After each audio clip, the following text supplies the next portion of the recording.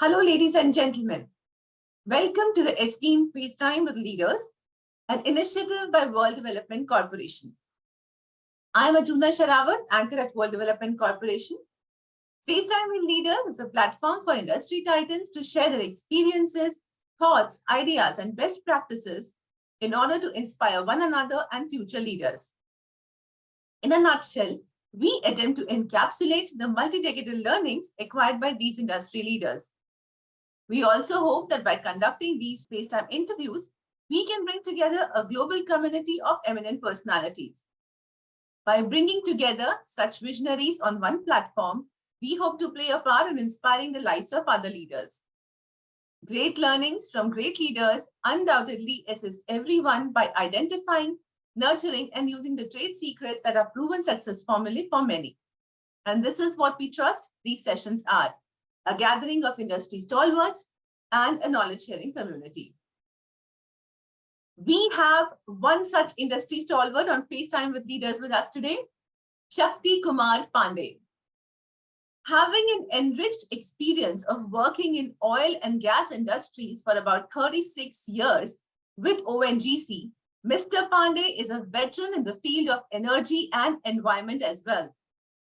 Along with his commitments to work, he has also enriched the energy and environment industry with his invaluable knowledge that he has honed through years. He superannuated from ONGC from the post of Executive Director. As someone having built his expertise over 3.5 decades in oil and gas sector and developed cross-functional knowledge and experience in production, processing, and value addition of oil and natural gas, he is a domain expert to count on.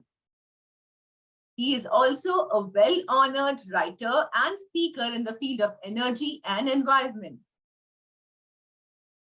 Mr. Pandey has excellent academic records throughout, having completed his degree in chemical engineering, securing first-class distinction. He is a postgraduate in chemical engineering from IIT Kanpur. Welcome, Mr. Pandey, to FaceTime with Leaders. Thank you very much. Thank you very much for inviting me on this platform. It's such a pleasure to have you. I'm so excited, looking forward to the conversation with you. Thank you very much. Thank you very much. So, first of all, I would like to know, what was the most important reason that made you stay with ONGC throughout your career journey? I stayed in ONGC by my choice, not by any compulsion. When I joined ONGC in 1980, the ONGC was entirely different. At that time, Mumbai High had come into the existence and they were producing most of the oil produced domestically. A pipe was laid down from Mumbai High to Uran at New Bombay, traveling 260 kilometers. It had started supplying oil from the offshores. Now I joined ONGC in 1980. Then a lot of adventures, going through the helicopter, landing on the process platform, landing on the ship, then going and traveling through the sea, rough sea, going to the unmanned platforms for the operation works. These were challenging, and which I needed, which I really realized, which I liked it, which I enjoyed it. The secondly was that since then, from 70, once the Mumbai High came, the development and progress of ONGC became very exponential. In the sense that at the time, only the objective was to produce the oil at the time in 1970-1980. The importance of gas was not realized at the time. Subsequently, they started realizing the value of gas. So again, the new challenges come. Then value addition, production of LPG, production of ethane, production of propane, production of kerosene, the naphtha. So there was continuous and consistent development towards the ONGC now. We were surprised to ONGC when has got refinery. This Tatipaka in Andhra Pradesh, they have got the refinery and they produce many petroleum products for the fuel.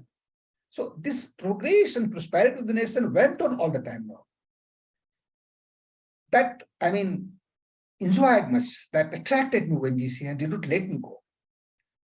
New challenges, when we supply the oil to the refineries, we have to meet some specifications. And the main specification was the water content. When I had been in Uran, the water content of the oil was not acceptable to the refineries. To reduce the water content, we had to face a lot of challenges. Deemulsification, sedimentation. So these are the challenges which keep you alive all the time. And if you want to progress and prosper, you have to meet these challenges now. So this also made me a little bit more, I got attracted and liked the ONGCs. Number 3 was, of course, the ONGC is the company that cares. So I liked it when I had been in Najira on transfer. My family was there at Surat. ONGC took care of my family. There is no doubt. ONGC is the company that cares. That also attracted me. And fourth, of course, remuneration, because giving a good package, not less than any PSUs. So all these 4 factors kept me intact with ONGC, in spite of the fact that I got the offer from other organizations, mostly private organizations, in 95 onwards. But because of this, I'm consistent and continuous progress and prosperity, new challenges, good organizations. I got stuck to ONGC. Therefore, I joined ONGC and retired from ONGC. Very valid points. And I can see how much you enjoyed the entire career journey. Wonderful. We would also like, if you could share some instances or something interesting challenges which you faced. We would also like to hear you out on those. A lot of challenges, When I was just Hazira in 1988, the Hazira plant is a plant which processes all the gas coming from the machine offshore platform. There are 2 pipelines,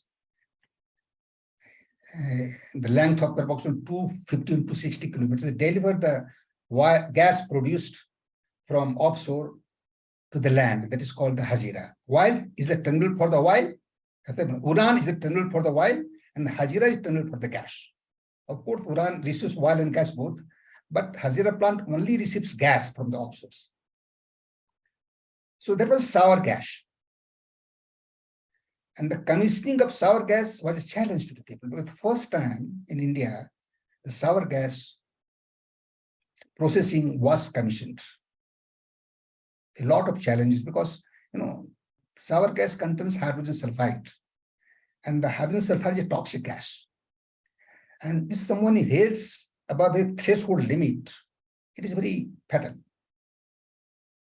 So all bosses, my senior were worried about that. So while commissioning this platform, first thing should not happen. So working and commissioning with a lot of precautions was itself a challenge. Of course, lives were also lost into that. But that was a big challenge to us. Because at the time, what happens, that GAIL line had already been commissioned.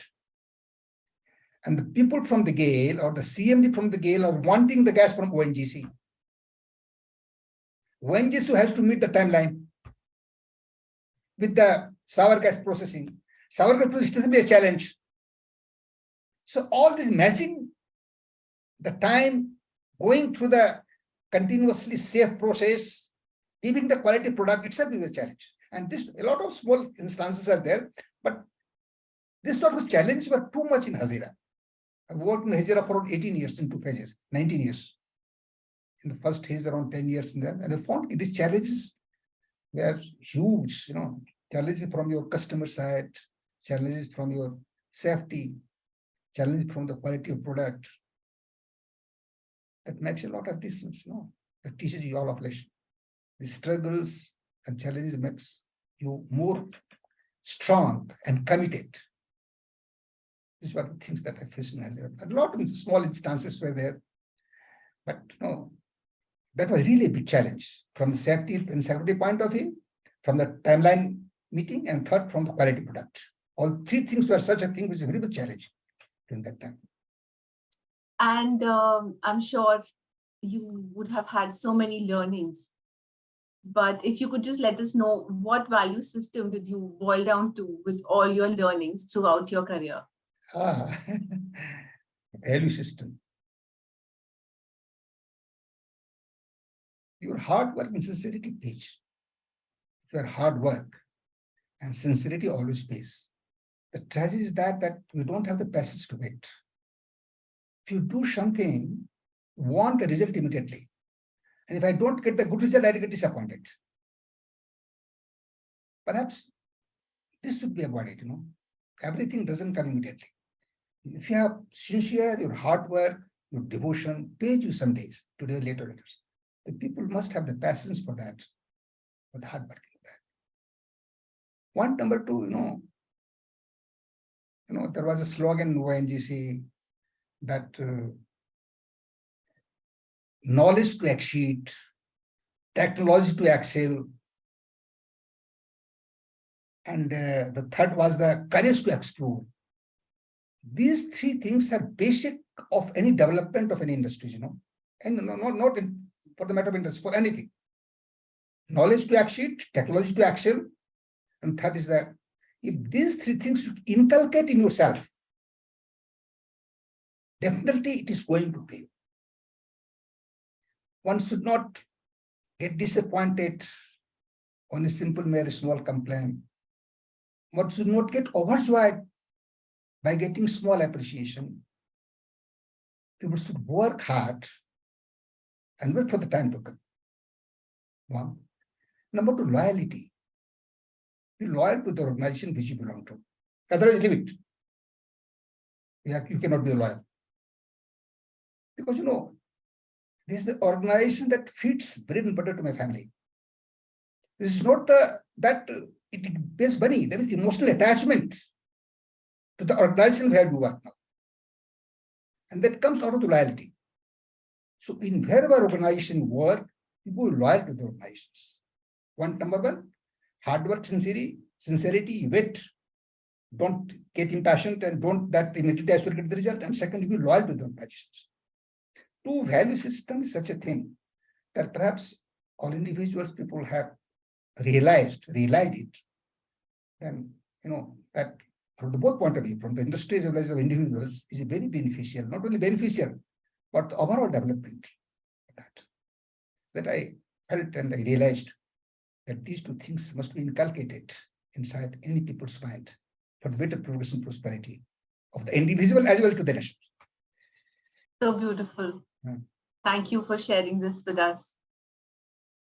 And you have worked for non-renewable energy sector, which is regarded as the unclean energy sector. But you also have pro-environment and pro-sustainability inclinations. Was it difficult for you to reconcile both viewpoints? Can you share some instances? It is not reconciliation. It is a question of continuous and constant progress and prosperity and development. There was a time when the fire was not invented. Where did we get the energy from? The sun gave you the warmth, the wind gave you the cold, and we survived. The humanity survived. Civilization was nurtured with the natural resources from the sun and the wind. Subsequently, when the fire was invented, the biomass came, wood came, that continued for the thousands and thousands of years. Then the coal came. Coal came in 18th century or 17th century. You think prior to 17th century, what was the source of energy? It was only biomass. It was only sun and wood. Again, when the coal came, it stayed for about 100 years, 5 years, then oil came. Then gas came. Then renewables came. Now tomorrow hydrogen will come. So this is a continuous development process. And I think while was the time, so much progress, 1970s onwards, the industry's growth was exponential. And how growth had taken because the more fossil fuel consumption, oil and gas and the coal consumption. Today, around 40 billion tons of carbon dioxide is being emitted by anthropogenic process. And out of that, 85% is coming from the power plants because of the fossil fuel burning. Because most of the plants are running on the coal or mostly on the coal now. Now, this happening, these things has to be tackled, it has to be somehow removed. Then perhaps in 2000, and the 2000 people started realizing it is not the industry's development that matters, but also the development towards the humanities, towards the environment. I'm telling you, 1950s, Keeling was a great scientist, chemist, who scientifically proved that carbon dioxide increases the global temperature, planet temperature. He drew a curve that is called the Keeling curve. And then people realized that whatever carbon dioxide we are emitting is increasing the temperature in true sense. And that global warming causes a lot of disturbance and a lot of imbalance in the ecology of the global warming. You have got a ice melting from the pools, glacier ice melting, and sea level rising, a lot of cyclone, inconsistent rain, too much warm somewhere, too much cold somewhere. All this imbalance is taken because of the global warming, which primarily comes from the fossil fuel. As I told you, 85% of the total carbon dioxide emissions come from the fossil fuel. People realized it. Then they started thinking about other sources. Didn't come to the renewable. Remember, this thing was envisaged way back in 1916 when a New Zealand science notebook had told, at the time the consumption of the coal was only 2 billion tons. Out of the 2 billion tons, 7 billion tons of carbon dioxide was being emitted. And they told, if this carbon dioxide is being emitted, it's not good for the planet. This has got a bad consequence. But people, because of the more development, forgot about it. They could not give them much, seriousness on this aspect now. But when temperature rose exponentially, in pre-industrial level, the global temperature was minus 1 degree centigrade, minus 0.1 degree centigrade, which rose to 0 degree centigrade in 1940. And today it's 1 degree centigrade. So that, in first 40 years, only 0.1, in next 0.7, 0.8. So this exponential rise in the global warming, global temperature had brought a lot of consequences, which came up earlier, but it was not realized. It was not taken very seriously. When in 1997, when the Kyoto Protocol was declared, then they identified basically that what are the gases which gives effect on the environment. And subsequently, that was also not taken seriously because that was simply to the extent definitions. People continued burning the fossil fuels as much as they can for the sake of development. But 2015 onwards, the Paris Conference took the place. And when they saw the data produced before them, which has got the very serious consequences because of the high rise temperature, people started realizing now. Now in COP26, in the Glasgow, they have just restricted the use of coal because coal is the fossil fuels that emits maximum carbon dioxide. They don't stop using the coal, but they tell you it should be not used as usual. If you want to use the coal, you have to modify it by the carbon capturing or by some efficient technology, by increasing the efficiency of combustion or by, sequestrations, all this. Yeah, this awareness has come among the people. So a lot of things, but to say that there is a theory called the Gaia theory that says that all living organism in this world reacts with the environment, inorganic environment, to make a complex system through which it maintains the life on the earth. And all the ecological balance is being maintained now. But Gaia theory says that, it has also some limitations. If the human intervention becomes very huge, very much, then perhaps the self-curing capacity of the planet is not able to cope that. And the same thing has happened.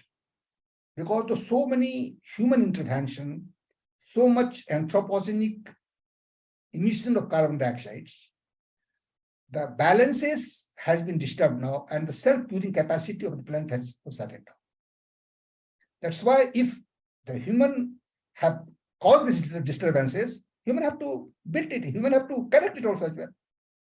I'm very happy to share that the people are doing, all the industries are just going towards reducing the emission of carbon dioxide. Big wild giants like Chevron, ExxonMobil, British Petroleum, Total Energy are going towards the renewable energy, even the nuclear energy. They are getting away from the oil. The hard oil, of course, oil and gas will continue to be on this planet because, today, oil and gas, or this petroleum is the main feed in the petrochemical complex. Around 11 or 12% of the total production of petroleum goes towards the feed to the petrochemicals. And that growth is 5 to 6% global growth. So oil and gas will stay together. It will not go out of the energy basket of the world, global energy basket. But, that has to be reduced so that ecological balance should not be disturbed. The 4 factors I told you, the profit, people, planet, and prosperity. They all have to come into the balance now. Earlier, say maybe 50 years before, the main idea was to profit. Like your 7 sisters, when the oil was invented in 1960s, a lot of oil was exploited from the Saudi Arabia and Gulf countries without caring about the environment, without caring about the people. The purpose was to make the profit. Then people came. Then the planet, global warming, prosperity. Develop it to करना चाहिए हम लोगों को ना. हम तो हाथ में कुछ करते. We have to develop our standard of living. So, all 4 P's have to be kept in the balance, and this way what we can move forward. Right. So very well said. So probing this further, what changes do you wish to see across industries taking ESG into consideration? Yeah. ESG, environmental social governance, such a thing, that this concept is really practiced from the latent spirit. It can change the shape and size of the industries now. What for we are earning? There is a big question to the humanities now. What for we are earning if we are not safe? Today, so many, I don't have the statistics right now, so many deaths on this global death. I'm sure I'm afraid I'm not again, that is coming because of the air pollution. Even the maximum deaths because of the air pollution, environment pollution is coming in India and China. These feelings should be inculcated in the mind. Why it is so? Are we getting energy for prosperity or for the death? If in producing energy, which can cause a death to someone and profit to someone, that is also not good.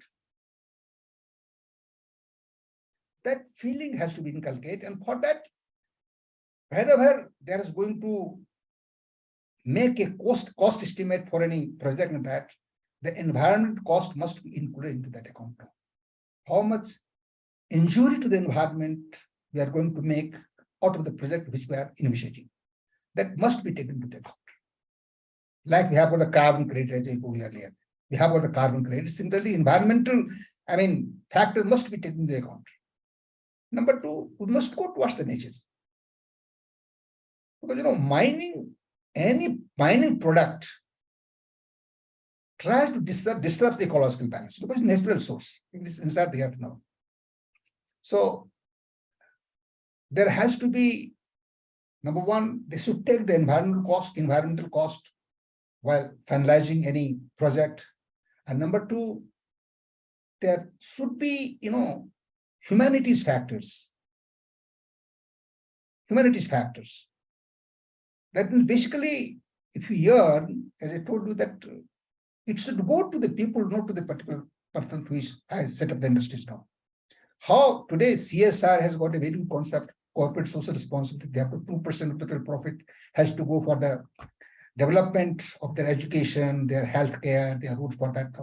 This sort of things has to be inculcated inside the body. So number one, environmental factor. Number two, the yearning must be go to the service to the humanities. These two factors very important. Social factor and the environmental factor must be taken well into the account.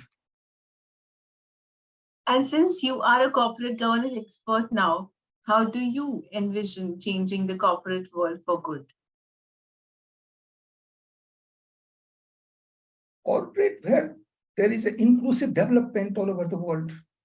And as I told you, explain you this thing, this inclusive development happens only when all factors have been taken into account. Our focus of industry should not be to earn the money, but should also be that how much you are serving to the people, to the humanities, how much you are protecting to the environment, at the same time, how much do you prosper. These factors have to be taken into account, which were missing earlier.